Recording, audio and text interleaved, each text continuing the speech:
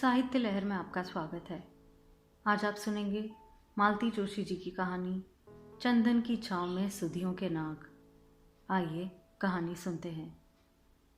सौम्या आंधी की तरह कमरे में दाखिल हुई थी। मम्मी, आरती के साथ मार्केट जा रही हूँ।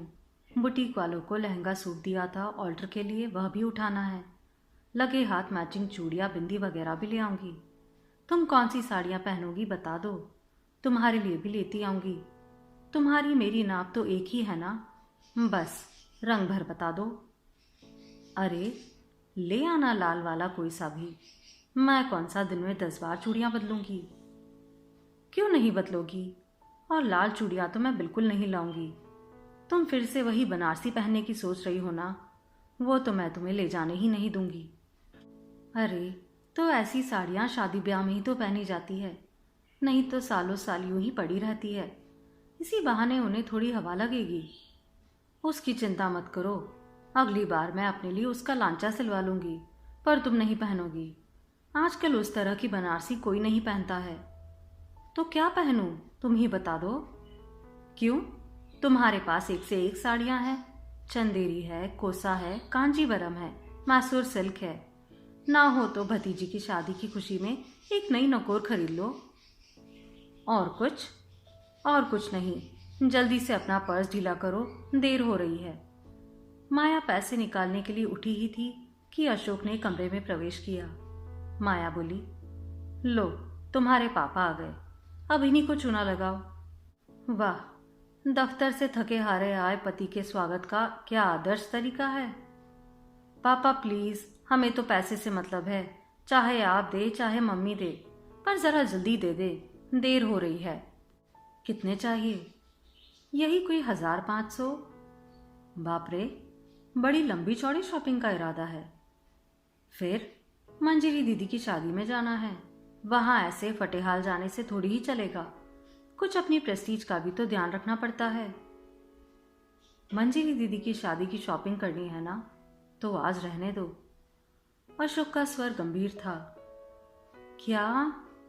सौम्या का चेहरा रुआसा हो गया। वो आरती को घंटे भर से रोक कर रखा है, वह क्या सोचेगी। पापा थके हुए हैं बेटा, उन्हें तंग मत करो, मैं दे रही हूँ, माया ने कहा। पर सौम्या तुनक गई। रहने दीजिए, हमें किसी की जरूरत नहीं, हमारे पास जितना है उसी में काम चला लेंगे, उसने मुंह फुलाकर कहा और तीर की तरह बाहर निकल गई। माया उसके पीछे पीछे दरवाजे तक गई भी, पर उसने एक बार भी मुड़कर नहीं देखा। वह उदास होकर कमरे में लौटी। आते ही बच्ची को रुला दिया ना, नादान है बेचारी, नहीं जानती कि दफ्तर से लौटे व्यक्ति का पहले मूड देखना चाहिए, फिर कुछ कहना चाहिए। मैं तो वैसे भी कुछ नहीं मांगती, पर बच्चों को तो अपने शौक पूरे करने दो, यही तो उम्र होती है सजने संवरने की, खासकर शादी ब्याह में।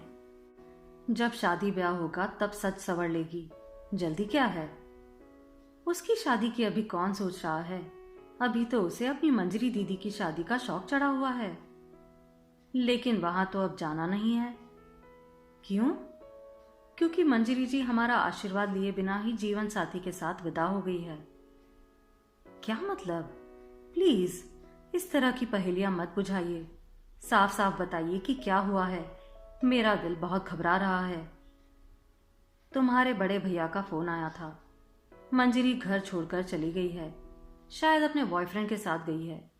भैया ने पुलिस में रिपोर्ट करा दी है, पर मुझे नहीं लगता उससे कुछ फायदा होगा। लड़की बालिग है और जब तक ये लोग पता लगाएंगे तब तक शादी हो चुकी होगी। माया का चेहरा एकदम सफेद पड़ गया, वह पाषाण मूर्तिवत जड़ हो गई। क्षण भर के लिए तो अशोक चिंतित हो उठे। उन्होंने कुछ कहना चाहा, पर अपने को रोक लिया। फिर वे धीरे से उठे और 2 कप चाय बना लाए। वे लौटे तब तक माया उसी तरह निश्चल बैठी रही।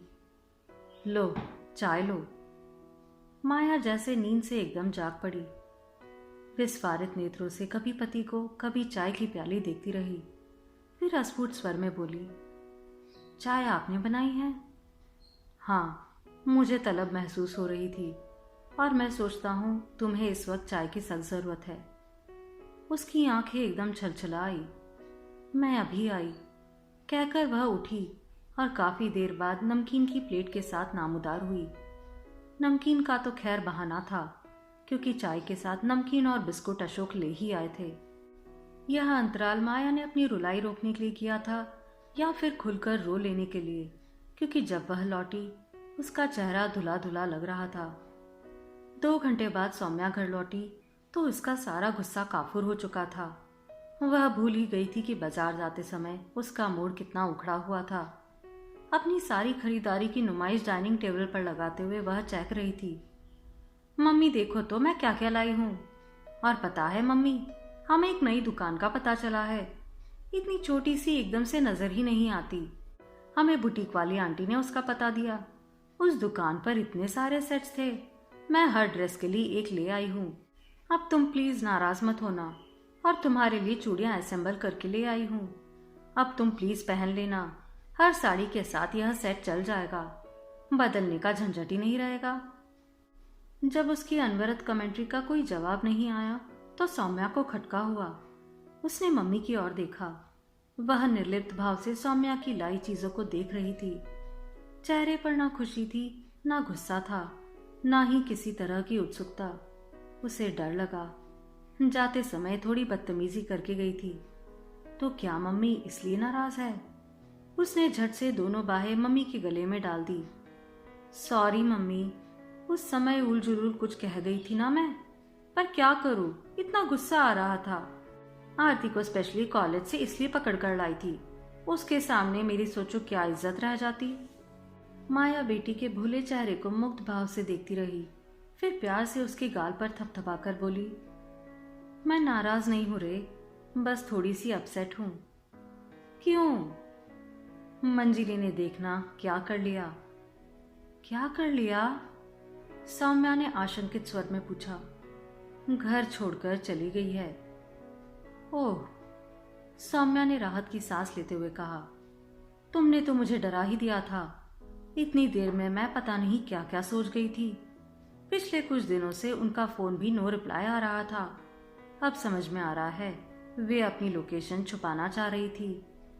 खानदान की नाक कटवा दी लड़की ने। मम्मी, यह तो होना ही था। दीदी ने तो कहा ही था कि ये लोग अगर ऐसे नहीं मानेंगे तो ऐसा मजा चखाऊंगी कि याद रखेंगे। मैं तो पहले से ही इस खबर की प्रतीक्षा कर रही थी, पर जब कार्ड्स वार्ड छपकर आ गए तो मुझे लगा दीदी ने स्थिति से समझौता कर लिया है। मतलब तुम्हें पता था? सबको पता था। छोटे मामा, आभा मौसी, छाया मौसी सब जानते थे। एक तुम ही पता नहीं किस दुनिया में रहती हो। माया आश्चर्य से बेटी का मुंह देखती रह गई। 2 घड़ी रात बीत चली थी, पर उसकी आंखों में नींद का नाम नहीं था। यूं तो मन उसका शाम से ही उचाट था, पर सोचने की फुर्सत नहीं थी। घर के ढेर सारे काम उसकी बाट जो रहे थे। वह बेमन से ही सही मशीन की तरह रोज के सारे काम निपटा रही थी। अब जाकर सोचने की कुछ मोहलत मिली है। उसका मन बार बार पालमपुर की ओर लौट रहा था। उस हाहाकार की कल्पना कर रहा था जो वहां मचा होगा। अच्छा हुआ जो अम्मा बाबूजी यह दिन देखने के लिए जिंदा नहीं है, नहीं तो शायद शर्म से मर ही जाते। नींद नहीं आ रही थी, फिर भी वह दम साधे पड़ी थी कि पति की नींद में खलल न पड़े। आधी रात के करीब वह धीरे से पानी पीने के लिए उठी। लौट कर देखा पति जाग रहे हैं और एक टक उसी की ओर देख रहे हैं। उनकी उस टकटकी से घबराकर उसने ही पूछ लिया, नींद नहीं आ रही है क्या? किसे? उन्होंने प्रतिप्रश्न किया। मुझे तो खैर नहीं आ रही है। मंजू पर इतना गुस्सा आ रहा है कि बस। क्यों? अरे यही सब करना था तो जरा पहले कर लेती ना, हमारा पैसा तो बर्बाद ना होता। इतनी सारी खरीदारी की, उसके लिए साड़ी ली, झुमके लिए, बच्चों के लिए कपड़े बनवाए, ऊपर से 4 लोगों के आने जाने के टिकट बनवाए। इन सब में पैसा नहीं लगता क्या?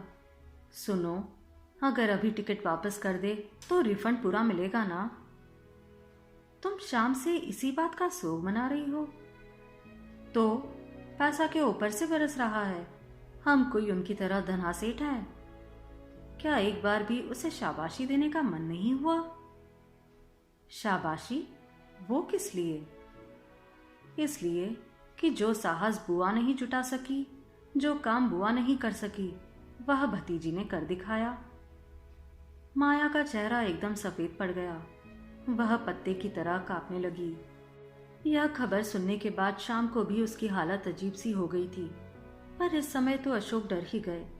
उन्होंने उसके दोनों कंधे मजबूती से पकड़ लिए और डपट कर कहा, ये क्या पागलपन है? Study yourself.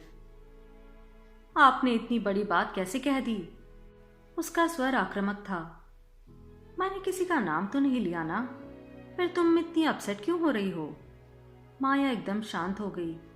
उसका वह क्षणिक आवेश क्षण भर में उतर गया और वह निस्पंद होकर पति की बाहों में लुढ़क गई। कुछ देर तक कमरे में मौन छाया रहा। इस बीच अशोक धीरे धीरे उसके बालों में हाथ फेरते रहे, उसे आश्वस्त करते रहे।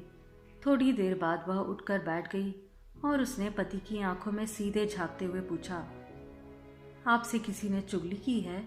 बताइए किसने की है? ऐसी बातें छुपती नहीं है डियर, और इस तरह की खबर के लिए नाते रिश्तेदारों की, पड़ोसियों की एक पूरी जमात तत्पर रहती है। पर मुझे आग्रह पूर्वक उन लोगों से दूर रखा गया। तुम्हारे घर वालों की यह अतिरिक्त मुस्तैदी ही शक के बीज बो गई। इतनी सी बात पर कोई नहीं, और भी कारण थे। सहज ही में कोई अपनी लाडली को घर से हजारों मील दूर नहीं ब्याहता। फिर शादी भी घर से नहीं की गई, तीसरी जगह से ही बिटिया को विदा किया गया। तब मन में खटका होना स्वाभाविक था। फिर तुम्हारे मन में पीहर के प्रति जैसी उदासीनता देखी, वह भी अस्वाभाविक लगी। औरतों को मैके का मोह बुढ़ापे में भी नहीं चूकता। पर तुम तो नहीं ब्याहता थी, तब भी तुम में कोई ललक नहीं देखी। कारण चाहे जो भी रहा हो, पर तुम अपने घर वालों से नाराज थी, यह मैं समझ गया था, और यह बात मुझे सोचने पर मजबूर करती रही। वह चुप थी। और एक बात थी। कौन सी? तुम्हारी आंखों में तुम्हारे उजड़े हुए सपनों की धूल हमेशा नजर आती थी।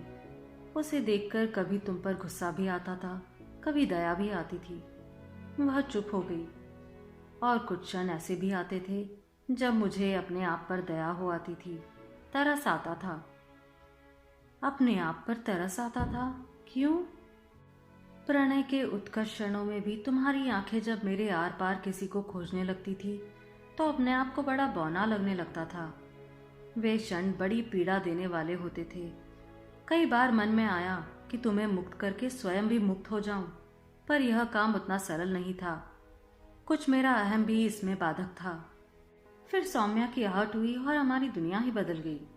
सौम्या के जन्म के बाद तुम्हारे चेहरे पर परिवर्तन के ऐसे भाव दिखे कि मैं तो निहाल हो गया। शुभम के आने के बाद तो तुम गृहस्थी में ऐसी रच बस गई कि शिकायत का मौका ही नहीं मिला।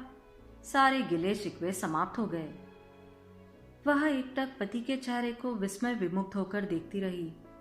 फिर धीरे से बोली, इतनी बड़ी बात इतने बरसों तक मन में लिए रहे, कभी कहा क्यों नहीं? हर बात का एक वक्त होता है। तो आज वह वक्त था? हाँ, और फिलहाल वक्त हो रहा है सोने का। तो मैडम, आप भी आराम कीजिए और बंदे को भी सोने दीजिए। Good night. और सचमुच करवट बदलते ही वे तुरंत नींद के आगोश में चले गए, जैसे अब तक सिर्फ यही कहने सुनने के लिए जाग रहे थे।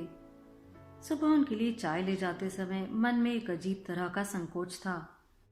कल के उस खुलासे के बाद वह उनका सामना किस तरह कर पाएगी, पर उसके इस असमंजस का वहां कोई नामो निशान भी नहीं था।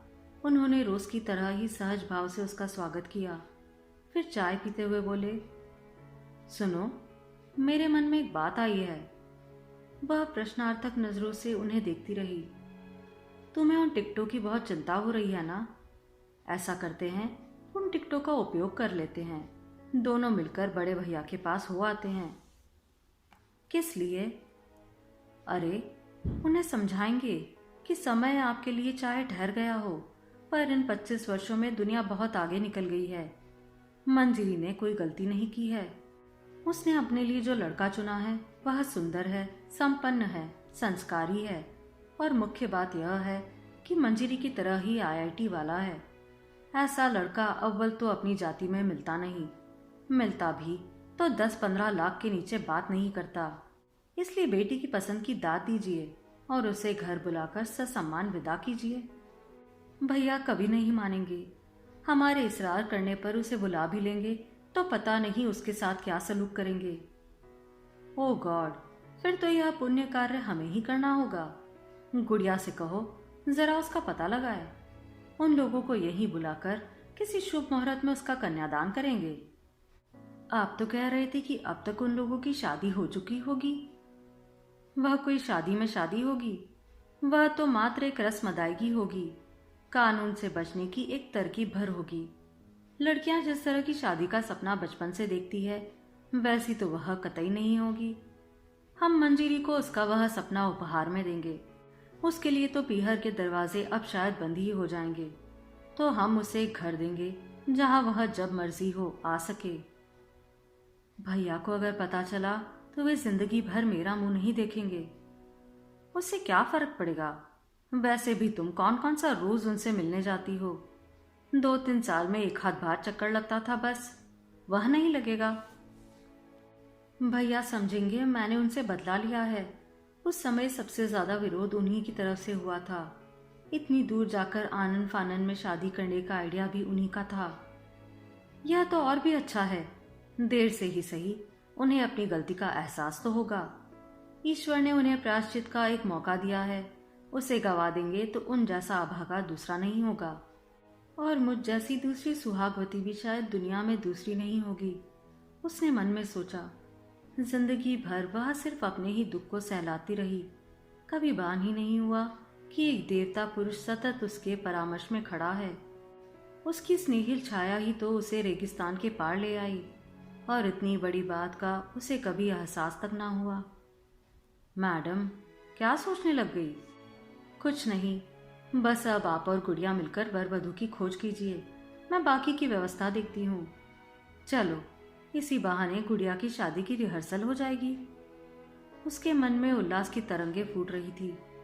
निश्चित ही वह सिर्फ मंजीरी के परिणय के लिए नहीं थी। आप सुन रहे थे मालती जोशी जी की कहानी चंदन की छांव में सुधियों के नाग।